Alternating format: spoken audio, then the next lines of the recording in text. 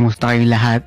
Nagre-record din ako, ah. Ay, sige po. Actually, guys, di ko nga po alam kung Kuya Kit, na narinig ba nila ng mga viewers na nagtagalog ka na? One time pa lang, nung 1 minute challenge, Tagalog lang lahat.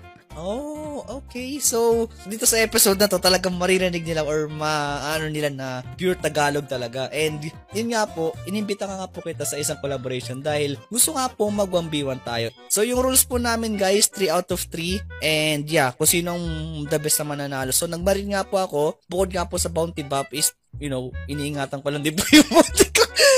which is alam nga po yun ni Kuya Kit Gaming. Okay, so, labas na po ako, ha. Okay, dito na po ako. Sige. 3, 2, 1, go! Okay, game. Okay. Ayun na, di ako makapag-skill. Sobrang lag, guys. Sabi ko, di ako makapag-skill.